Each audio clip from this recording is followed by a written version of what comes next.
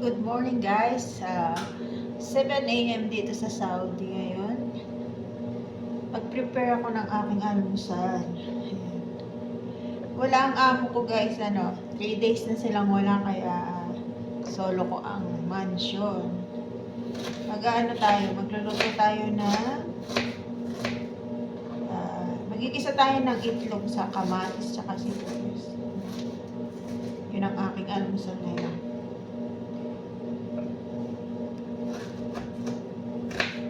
Simpleng almusal guys.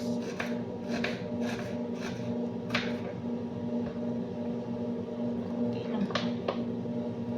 Then, kalahating kamatis.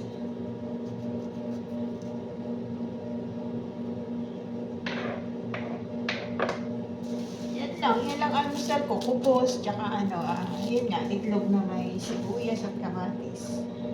Ayan guys. Grabe lamig dito guys. Hindi ako nakaligo kagabi kasi naka-off pala yung heater nung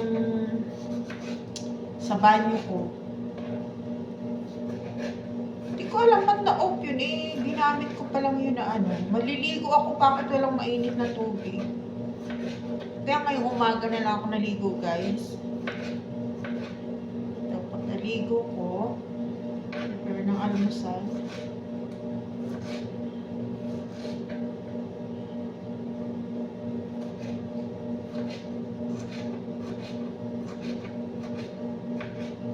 Lang kasi dalawa lang itlog yung ko.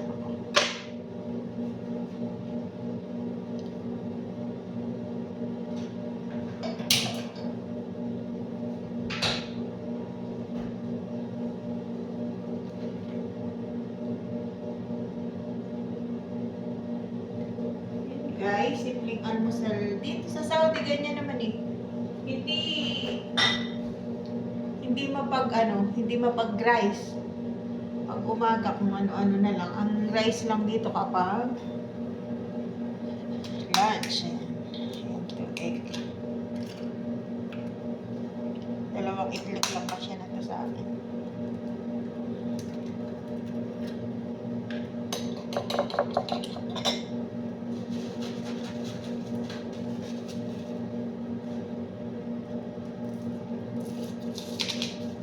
Lagyan natin ng konting asin.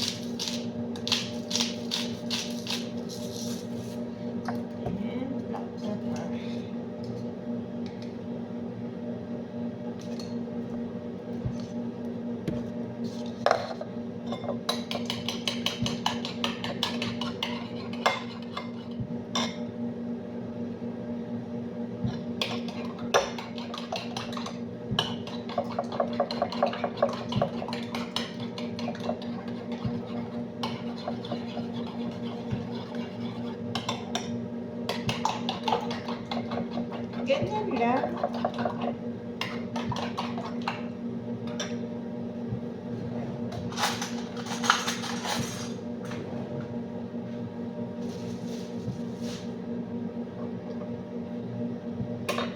Starting to know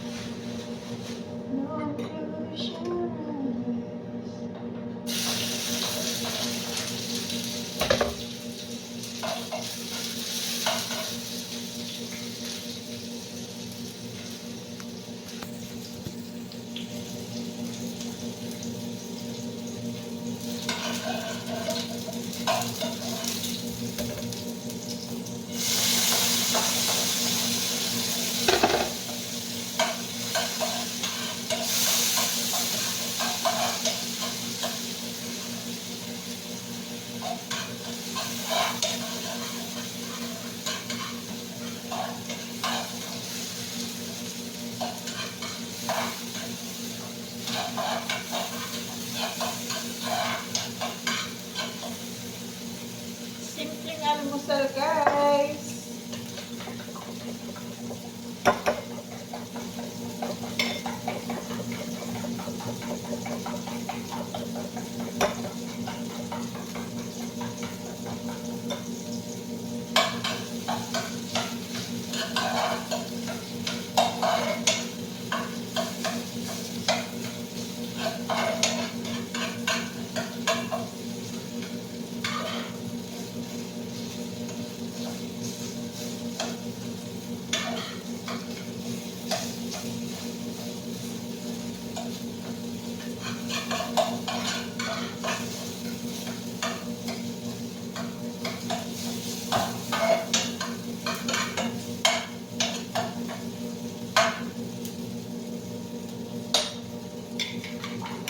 natin, lagay na natin ang egg. Ganyan lang. Ang tawag nila dito guys sa Saudi, ano, shishyoka.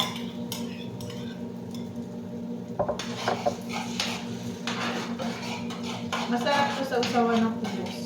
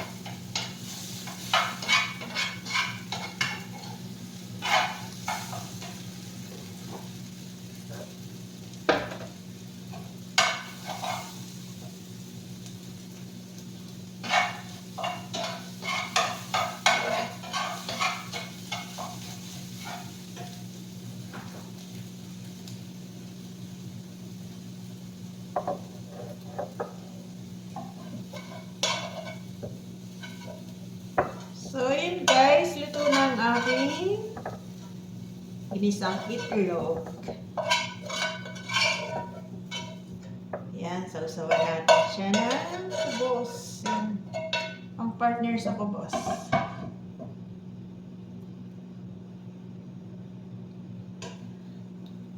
So, ayun guys, luto na ang aking ginisang itlog na may kamatis at sibuyas. So, painit naman natin ang ating masarap na kubos. Ito yung ano, so ayun guys, ito yung ano, ito yung binibili ko na kubos, yung brown, kasi ayoko nung white, maano sa sikmura. Tawag doon? Umaasim sikmura ako sa mga white na ano, mga white flour na tinapay or kubos. Kaya pati tinapay ko brown siya. Ano sa liwanag naman. So, yun guys, yan lang ang aking simpleng almusal ngayon. Yun nga. Tapos, mayroon tayong pipino. Yan. Papartneran lang siya natin ng pipino at mainit na tsaa. Yan guys. Simpleng almusal. Ganun lang naman ang buhay dito sa abroad. Para-paraan. Kung ano yung... Sa totoo lang, gumagastos ako sa pagkain ko dito dahil maraming hindi ako kinakain. Hindi sa maarte ako sa pagkain. Simula nung nagkasakit ako, guys, marami na akong iniwasan na pagkain na hindi kasundo ng sikmura ko. Yun. Kaya ngayon, lumalaki ang gastos ko dahil halos ako nang nagpo-provide ng pagkain ko kasi mas mahirap pagka lumala yung sakit ko na, yung sa sikmura ko. Kaya ano na, ako nang okay lang magastusan ako kaysa madoktor na naman ako. Kasi nung na-doktor ako, gumastos din naman ako ng malaki nun. Hindi naman ako tinulungan ng mga amo ko. Kaya ngayon, ganito na lang. Lahat marami akong pinagdaanan na ano dito, yung dahil sa nangyari sa akin na nung lumala yung aking acid reflux na ano, hanggang sa na-doktor na nga ako. Dahil nga sa mga kinakain ko din, bawal mamantika. Ang pagkain dito, ewan ko ba, bakit gustong-gusto nila yung laham na, yung topa, hindi nila pinapaalis yung kulay white, yung kumbaga sa atin, yung pinakataba ng karne. Gustong-gusto nila yun. Sabi, wala naman daw problema yung kahit kainin. Doon ko nga nakuha yung ano ko simula nung sa mga kinakain ko, yun ang sinabi ng doktor sa akin. Mamantika, maalat, ayan, pinaano sa akin.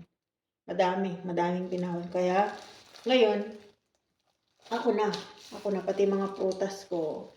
Kasi, sa umaga talagang prutas na lang kinakain ko dahil napakahirap nung may kinain lang ako na konti lang nakain ko agad, yung sikmura ko. Ang sakit-sakit yung hanggang sa umakit na sa lalamunan ko yung acid ko hanggang sa nag-aano na yung puso ko. Yun guys, kaya hindi na ako nanghihinayang na ako nang gumagastos ng pagkain ko guys dito.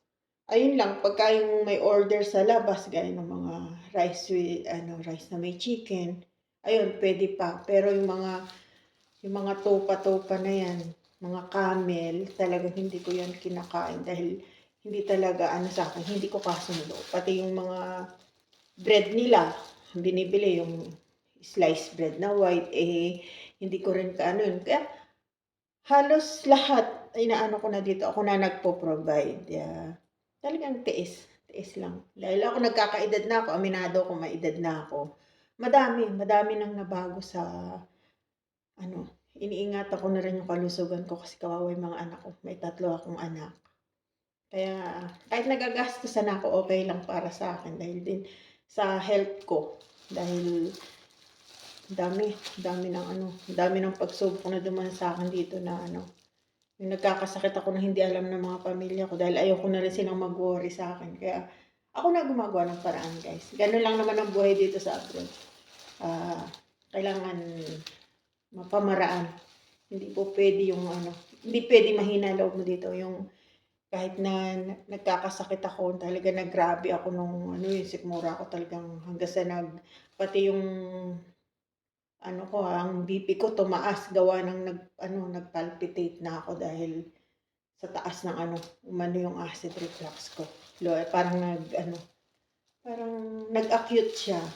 Kaya ngayon na-o-observe ko na sa mga kinakain ko nagbawas ako ng mga pagkain na alam kong bawal. Kahit papaano na ano, nababawasan. 'Di gaya dati kumain lang ako ng konting gano'n, ano na siya, aasim na tapos ang sakit-sakit ng dighay hanggang sa lalamunan ko na, yun nga. Kaya gano'n na lang, ako na ang nag-aano. Gano'n lang naman ang buhay OFW na ano, kailangan na madiskarte ka. Huwag kang manghinayang sa mga gagastusin mo kung kakainin naman lalo na't ikabubuti mo. Kasi ako yung tao na hindi ako maluho sa sarili ko. Ngayon naging ano na sa'kin na kaya kong tipirin yung luho ng sarili ko pero sa pagkain ko na inaano talaga. So, paano guys, mga ka-OFW, good morning, good morning. Early Mix Vlog. Bye-bye.